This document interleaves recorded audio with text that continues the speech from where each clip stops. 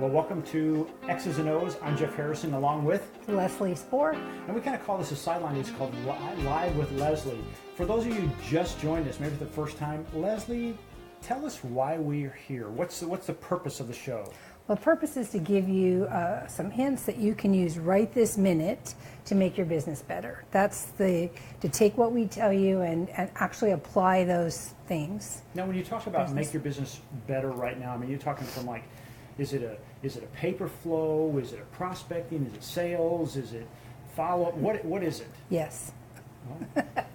Actually, we cover a lot of different topics, right? It's kind of like going to the supermarket. It is. It could all be there for you. It could. Okay. Well, we hope it's all there for you. We try to vary the topics week to week, as you know, so that depending on what your problem area is, there's something here for everybody. That's really the goal. What about the audience that you're speaking to? Is it specific? I mean, are they hairstylists? Are they dry cleaners? Are they construction company? I mean, is there anything that's specific that you talk about that really is more geared toward a particular industry? Not really. I tried to focus on general good business practices. I started this originally, the consulting end of the business, for concierge companies originally, because that's my other company, is a lifestyle management company. But I realized that there's such a need for general good business practices out there in the world. So many people are starting their own companies that I wanted to try to give them some information that could really help you all get further down to realizing your dreams and all your goals and objectives. I have 10 years of general business experience before becoming an entrepreneur, so I truly understand business pretty well. Okay, so what you're talking about is you're talking about what you're providing here is a foundation for basically anyone that might be in business. Absolutely. Okay. These are general good business practices. They are not specific to anybody. Cool. Okay, so it's like saying, hey, you need to brush your teeth every day, but now there may be a specific toothbrush, but you may have a particular motion that gets the best results. Right. Okay. Well, that was a good Can metaphor. You see that? Yeah. Is that a metaphor? I guess so. Analogy? Maybe an analogy. I can never keep those two straight. So today, that's a great segue into what do we have going on today? What do you guys share with us today? So the topic of today's discussion is, are you one ask away from a yes? Oh, geez, I thought you were going to say something else. Sorry. No. What was that again? One ask away from a yes. One ask away from a yes. Yeah, because last week we talked about, or last week or 2 weeks ago, we talked about no is okay, right? It's okay to say no. Gotcha. But now we want to talk about when you want to get a yes. Oh, okay. I want a yes every time, Leslie. I want a yes every time, too. So we're going to talk about sales today. And most small business owners are not salespeople, as a rule. Salespeople tend to be extremely outgoing and very sociable, and they like the challenge of just closing a deal. Sure. And most of us do not feel that comfortable in that environment, right? We're not quick to talk to people always. We're not quick to ask for the sale. We're not comfortable with selling. So I want to talk about some ways to make it more comfortable to sell. Okay. Good. So I got 7 things on here. 7. That's a lucky number. That's a 7 for today. I like that. So the first one is to be passionate and enthusiastic. You don't have to hard sell anybody if you talk with enthusiasm and passion. Like when you talk about your business, I mean, there's passion in it, whether it's your Concierge Business Solution or it's Executive Errands or your consulting. There's always passion in her voice and her manners, especially when she grabs me in the arm. There's like passion in that grab. Okay, so I've only cracked a couple of bones. It's not that bad. So passion. So passion and enthusiasm, that goes farther than almost anything else that you do. People respond well to that enthusiasm. So it's infectious? It is infectious. That's a good way. Yeah, it's infectious, and people can feel it, and your energy radiates that you're excited, and you believe in what you're doing, and so that goes a long way to selling. So if you're just passionate, even if you don't do anything else, if you're just passionate about what you talk about, it's going to help you sell better. Okay, good. Okay? I like that. The second one is to let the other person speak first. And what I mean by that is, you don't always know what the person that's talking to you wants, especially. So you want to build a relationship with people, And people want to buy from people they know. So if you let the other person talk about themselves, their business, what they're doing, why they want to talk to you, all those things, it psychologically it creates a budding relationship with that person. And I don't know what it is about the human psyche, but if people talk about themselves, they feel connected to you. So rather than you launch into your spiel, let them talk, and then they'll feel like they have sort of a relationship with you. They'll come back and ask you about you, and then you can do the back and forth. But getting the other person to talk first is really a key aspect of good sales. So that kind of gives you, it's almost like this give and take, only you're giving them the opportunity to really start the conversation. Right, and people are eager, especially if you're in a networking setting, people are eager to talk about what they have to sell, right? And most people don't know these little nuances of good sales techniques, so let them talk. Let them talk all night if they want to. Eventually they'll ask about you. If they don't, move on to the next person. Yeah. They might not the first time, but you'll see them again, and they will eventually. Sure. And so you've got to build that foundation of a relationship in order to get to sell something to somebody. Okay, so be passionate and Right. then let the other person speak first. Right, that's those true. are two great pieces. So the number 5, working backwards, is to listen to your prospects. So many people go into they finally get a meeting with somebody, they're really excited, they think this person wants to buy from them, so they prepared this speech. And being prepared is half of the battle, right? But they're so excited to present that they just sort of throw up all over the prospect. And the person who might want to work with you has in his mind or her mind how you can work together. You need to find out what that is before you start your spiel. So you need to ask that person, how did you envision working with us? What made you agree to this meeting? What is it about my products that you like? Something to kind of excavate is the word that's in my head. Excavate out of their brain what it is, why they want to work with you. Sure. Then you can hopefully you can take your prepared speech, your presentation, and tailor around what that person had in mind. Yeah. So that you can show them that you're flexible, that you can work together, that this is a good fit. So it's almost like if we were talking about something, let's say we're talking about, I'm a car salesman and you're coming in to buy a car. By doing these steps you're talking about, I've built rapport, and I've also found out what your main reason for wanting a car would be. Like Right. as an example, let's say for instance your main thing was safety because you just had an accident. I did just have an accident. Oh my gosh! I was wondering why your cars were all listening today. But anyway, so I might then, because of that, I can tailor my presentation, even though it's the same stuff, but now I tailor around the fact that it's a safe vehicle. Well, if you Right. had, if I had 6 kids, which I don't, but if I had 6 kids and and I went in to buy a car and you started launching into why this sports car was the best car on the market, I would say, oh, he doesn't have anything to support me, and walk out because I really need a minivan or a station wagon or something along that line. So you really want to find out what the person has in mind before you launch into your spiel. Yeah, I like right? that. Good, Okay. good. We're just zipping right through these. Moving right along. So the number 4 one, working backwards again, is how to answer the objection. And the only way, we've talked about this in the past, the only way to answer objection, is to endure rejection. Okay?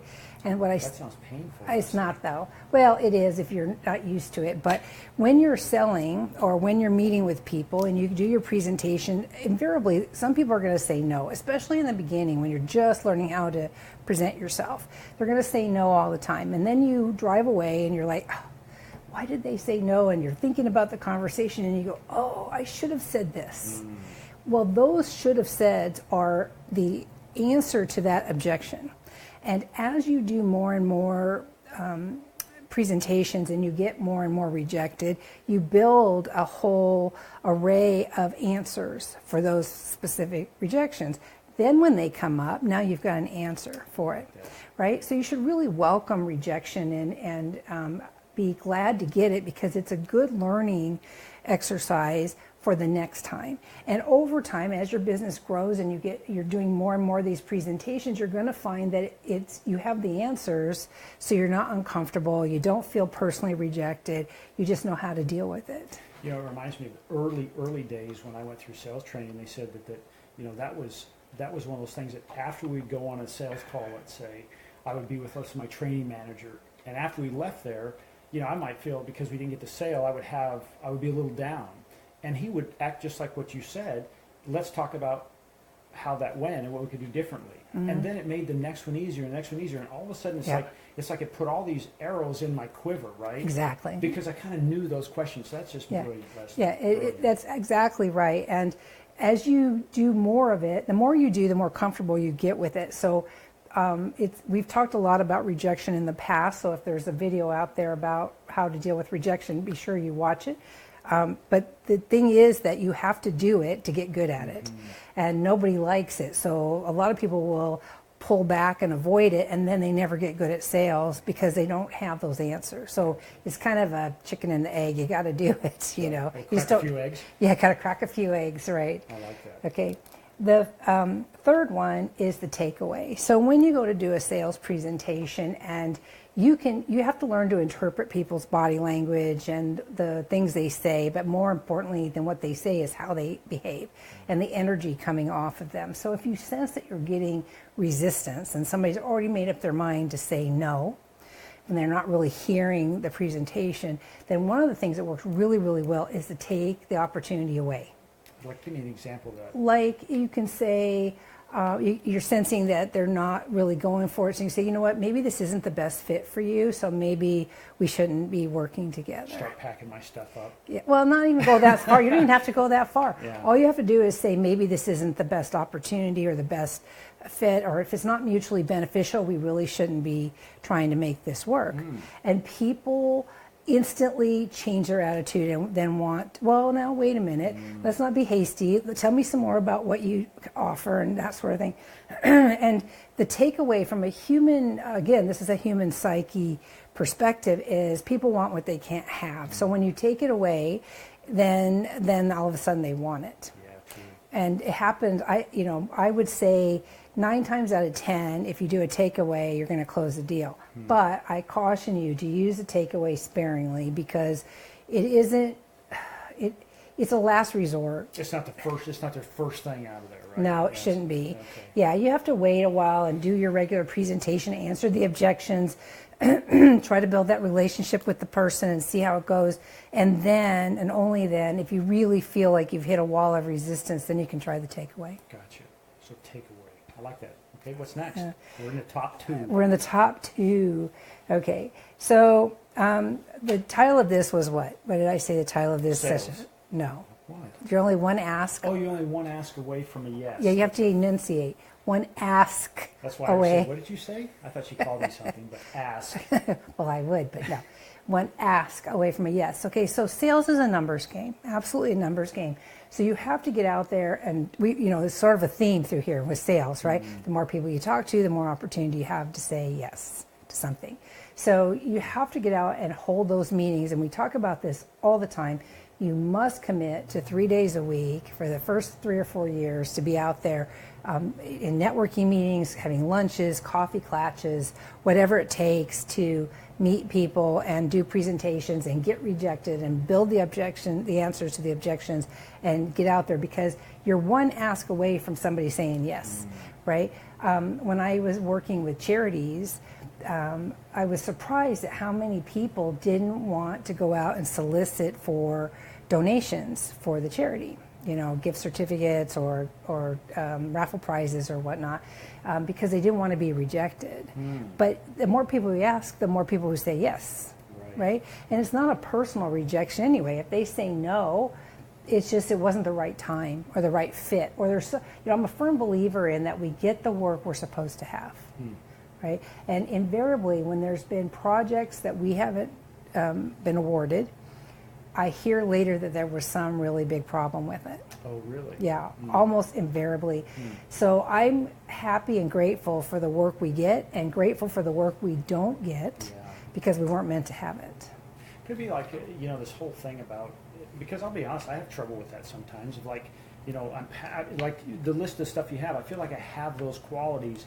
But then going out, it's almost like and I want to challenge you in the next episode to talk about how do we go out and approach those people? If we are in a situation where our businesses, we need to go knock on some doors, what does that look like and what does it feel like? But in this, it's almost feels like we're auditioning, right? And so we're not auditioning, but I mean, we're like doing the rehearsals. Like the whole thing of going and knocking on a door or presenting, it's like a rehearsal. Every time we just get better and better at it. But if we never rehearse, we might have rehearsed in our head a lot of times, but we physically didn't get in the game. Right? You can't be afraid to ask for the sale, right? A lot of people are afraid to ask for the sale. And there's nothing wrong with it. The worst they can do is say no. They can't take away your birthday, right? That's what I always say. Can't take away your birthday. Some of us would like them to. Birthday things, yeah, they can't take that away. So there's no harm in asking. And if they say no, then you move on to the next person. But you're always one ask away from somebody saying yes. True. And so you shouldn't give up just because you got 5 no's in a row. The next 3 people might say yes, right? So you're always one ask away. So you have to make it a point to talk to as many people as possible with what? Enthusiasm, right? So you want to make sure that you're talking to people, whether that's in the line at the bank or the grocery store. Or I walked up to a lady who was like 9 months pregnant and had twins with her already. And I thought, I just handed her my card and said, when you need help, let me know, because I could see that she needed help at the grocery store. So you just, it doesn't hurt to talk to, you should talk to everybody. Yeah. Everybody. I like that. Okay. Good. And then the number one, there's our drum roll. I love it when he does the drum roll. Okay, the number one key to successful selling is to have confidence in what you're doing.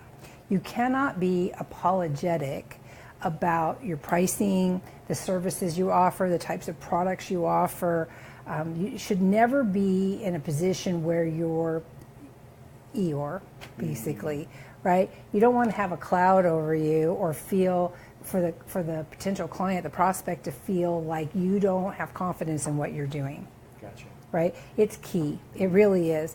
I was once working with a client who wanted to start her own company, and she couldn't find a price point where she was comfortable. Oh. And it was impossible for her. She could not sell because she didn't believe that her services were worth what she was trying to sell them for. Gotcha. And she didn't believe that anybody would pay that much. You can't ever assume what somebody can or can't afford, ever. That's the number one rule, right? From You said that before. From yeah. 1976, that's when I learned that rule. You can never assume what somebody can or can't afford. It's all about perception of value. And so you have to believe in what you're selling at your price point and then say it with confidence. I like that. Is there ever a point where, let's say there's, so confidence in yourself, confidence in your product, confidence in your, let's call it your process. Is there any point in there where you could stumble through and not have confidence in any of those 3 and still be successful? Or is it critical that you have to be confident in all 3? I think you need to be confident in all 3. This is your business, right? I just wrote a newsletter that's coming out tomorrow, or yesterday, it came out yesterday, about you make the rules, right? You make the rules for your own business. So you need to be confident in what you're selling and doing and the processes and how you set your business up. You did it, right? So you should be confident in it. Don't be apologizing for doing business how you decide to do business. You have a right to do it the way you want to do it. Yeah. Right? Good point. Right? And, even me, I'm a big advocate for all of this stuff, and I'm a good salesperson, and I never, ever thought of myself as a salesperson. I was an operations person forever. I've always been in operations. I bleed operations blood, I've seen it. It is. It's blue. Or purple or something. But there's people who think that I do a good job at sales, and I must because I'm building 2 companies. But the thing is that even I can struggle with this. Now, years ago, it's been at least 5 years now, I had a client who stood up in a public forum and said we weren't charging enough for our services. Wow. Which is pretty cool, But the thing was, it took me a year before I would raise. I knew where I wanted to raise my rates to, but it took me a year to get the confidence in those rates before I sold them to anybody. And the first person that I told what the new rates, I said it with confidence on the outside and shaken on the inside. And she didn't blink an eye. She said, okay. So I knew right then that we were all right. Geez, how much money did I leave on the table? Exactly. So we've been charging that rate ever since. You're still charging too little. It's time to raise it again. No, it doesn't have time to raise it again. We're fine where we are. But, the point is that it took even me a year to believe in the new rate. Yeah. The original rates I was fine with, no problem. And it was the first time that I had raised my rate since I started the business. So it wasn't like we were raising them every year. I'm a big advocate for not doing that, by the way. Because in context, when you started your business, if you're not familiar with this, you started your business, there was nothing to model after. That's right. Very little. You kind of you kind of were the first person through the forest, right? You were cutting the path, so it wasn't like, well, let me look at XYZ and see what they're charging. Like a videographer, I could look out and say, okay, well, how much are they charging? Or a marketing company, I could get an idea, so I could be in the market, right?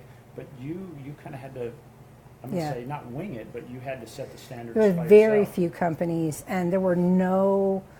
I hesitate to say no because I don't like to say absolutes, but to my knowledge, there were no corporate kinds of businesses like I started. Yeah. So as far as blazing a trail for a corporate mentality and treating the business like a real business, I was one of the first. There are a lot of people who run errands and help people and do things, but they don't have procedures. They're not corporations. They're not structured in a corporate format, and they do just fine. Mm-hmm. But I was after a different target market, and I had a different goal in mind for what I wanted to do. So we purposefully set ourselves at a certain place, and it worked, But then when your clients are telling you that you're not charging enough because of the quality of what you do, then you need to raise it, and then you have to have confidence in raising it to a point where you can sell it, right? Well, Leslie, okay, so you had 7. So do me a favor, let's do a recap on these real quick. Okay. So the first one was to sell with, be enthusiastic. Okay. If you don't do any of these other things other than go out and meet people, talk with enthusiasm about your business. Be excited about it. Be passionate about it. Let people see from your heart how much you want this, how happy you are to be doing this, right? Okay. It's a big selling factor. Okay. Second one is to let the other person speak first, so that when you're doing networking or sales presentations, you find, and that's kind of a combination of 6 and 5, is to find out what the other person is thinking or what they're doing or who they are. You want to build a budding relationship with that person, so they'll want to do work with you or refer work to you in the networking environment. And then in the sales meeting environment, you want to find out what that person has in their mind about how they want to work with you, so that you can tailor your presentation to satisfy their needs. Okay. Right? Then what is it? The cliche is find a need and fill it. So it's kind of based on that. If you ask the person how they envision working with you and they tell you, and then you're able to tailor your presentation to satisfy that desire or that need, it's a done deal. At the end of the day, Leslie, sales today in selling, couldn't it just be that you're a solution provider? It's like you're a problem finder, solution provider, right? That's your service or your product. Right. Don't you like helping people? I love helping people. Solving problems. That's where I get my motivation every day, is helping people, right? Yeah. Some people work for money. Money is not my motivator. Helping people and making a difference in the world is my motivator. It's why I am running 2 companies instead of 1, right? I could be doing one and do just fine, but my heart is in helping other companies succeed, right? That's where my heart is. So I want to help you be the best you can be in your business. And if I can do that, then I'm the happiest, right? Cool. Okay, then you want to learn how to answer the objection. And what do we have to do to answer the objection? Listen. No. Well, yes. We have to get rejected, though. Oh, that's right. If you don't get any objections, how do you learn how to answer them? Set up. See how I was rejected? You know what I'm saying, right? You have to get rejected in order to figure out how to answer those objections. Otherwise, you'll never learn. It's like a boxer. They have to get hit so they know how to take a hit. That's right. Right. Become a better boxer. Right. And keep in mind that rejection is never personal. When you're doing your business and you're trying to sell your business and you're talking to people and they say, nah, I don't think that's for me or not right now, then it's not a personal rejection, it's a rejection of the service. That's probably, you tell me, I mean, you counsel a lot more people than I do, but that's, to me, seems like that's a tough one to do when it's your business. It It's is different if I'm absolutely just hard. selling something for somebody else. At the end of the day, I clock out and I go home, but here, it follows me home. Right, and we've talked about this quite a number of times, and I'm sure we'll talk about it again because it's a big piece of trying to be successful is learning how to take rejection.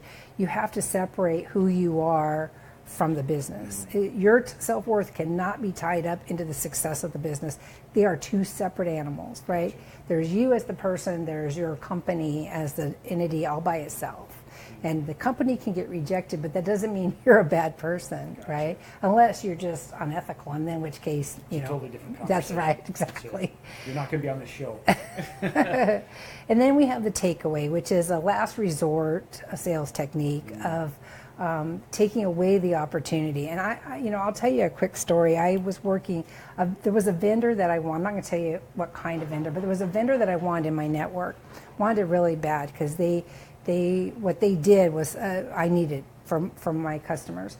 And so I went to meet with the guy, and the first words out of his mouth were, "Nope, I don't want it. I don't pay for leads. I don't pay for memberships. I don't, no." Wow. Yeah, just like, no. I didn't even breathe. I said, okay. So I sat there for a while, and then I said, tell me some more about what you do. And so he started telling me some more, and it was pretty interesting. And then I said to him, well, you're probably right. This probably isn't the best fit for you because, I can understand, your reluctance. And if you don't see the benefit of it, then there's no point to working together. And then I let it be quiet for a little bit. He was actually doing some work in my home. So we were spending some time together, and it wasn't quite the same as sitting in a sales So you meeting. have a captive audience. Yeah, kind of, because he was doing work for me at the time. And so I just let him keep working, and as it was, my phone was ringing off the hook that day, and I had my people were in and out, and we were just, there was a lot of work going on. And finally he looks over and he says, well, tell me again what you do. And then he said, and then at the end he said, can you give me some information about this? And he ended up signing up with us to be a vendor, which I was really excited about. So the takeaway works really well. And in that scenario, because we were in the house together, it was easy to just be quiet and let him kind of see what was happening, because I work from home, and it was easy for him to see the business in action.